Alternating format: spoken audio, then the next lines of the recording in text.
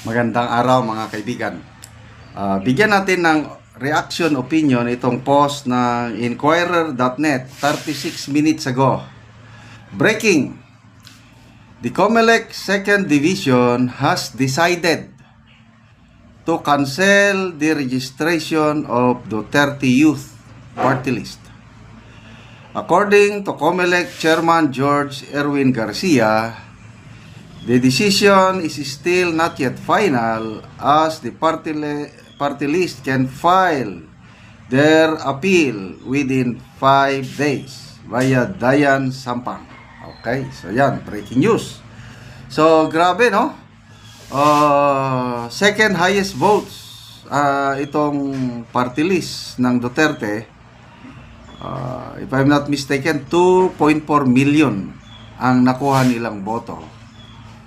So, nung una, yung proclamation ng mga nominees nila, 3 seats sana ito, winidhold.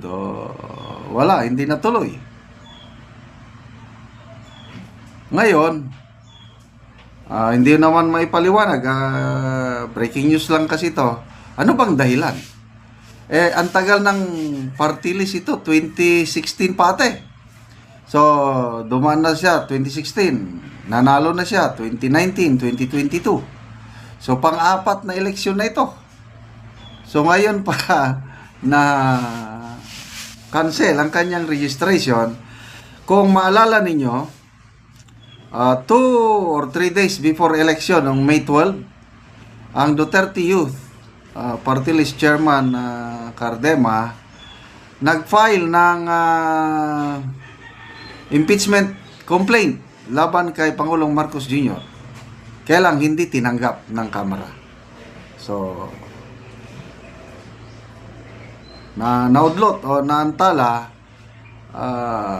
After that, ito na ang mga pangyayari. Okay, so magbasa tayo sa mga comments.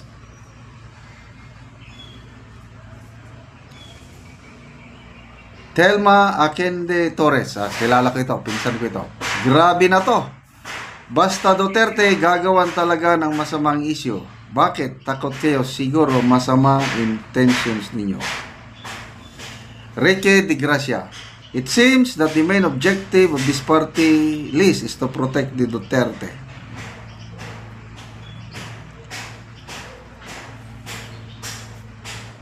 So, ayun,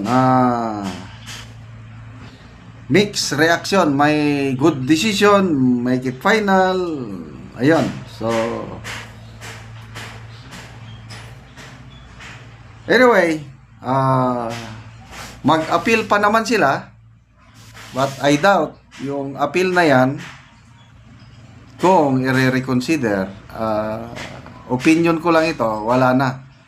Meantime, habang nakaupo ang Marcos administration, wala nang pag-asa itong Duterte Youth Party List. Malala ko nung nag-appear si PRRD sa Quadcom hearing tungkol sa war on drugs. Halos lahat ng kongresista ginisa si PRRD. Ito lang si Congresswoman Cardema ang nagsalita at nagpayag ng suporta sa war on drugs. So yan, markado talaga ang Duterte Youth Party List. Grabe pa naman yung ang nominees nila naupusan na yung itong si Congresswoman Cardema, asawa ng chairman. Plus may batang-bata na PME graduate, nakalimutan kong pangalan. Tapos may PNPA graduate din. Mga bata, youth talaga. Hindi ka basta-basta kung PME graduate ka, PNP graduate, cream of the crop. So sayang, naudlot. Magiging kongresista na sana natin ito. Basta alam ko itong Duterte Youth Party List, ito yung mga lumalaban sa mga leftist. Yan, nilalabanan nila ang Kabataan Party List, yung Makabayan Black. So kung sino pa yung lumalaban ng husto sa kalaban ng ating bansa, sila pa ngayon ang naganito. Anyway, sabi nga ni Tatay Digong is may hangganan ang lahat. There will always be a time of reckoning. Kaya Sa mga bumoto ng party list, ako, isa sa choice ko na bubutuan itong Duterte Youth Party List. Kaya lang sa dami nilang party list na pro Duterte, at nakikita ko sa survey, nasa top 2, top 3 siya. Sabi ko, maghanap na lang ako ng ibang party list na sumusuporta sa Duterte, at yung napili ko is yung Bisayag Youth. Ang nominee si dating chairman Greco Bellica. Kaya lang, hindi rin nanalo.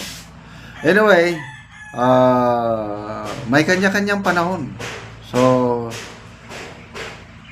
I still believe 2028 makikita natin. Meantime, dito na lang muna tayo mag-focus sa dalawang mahalagang bagay na ipagdasal natin. Una, yung interim release ni PRRD.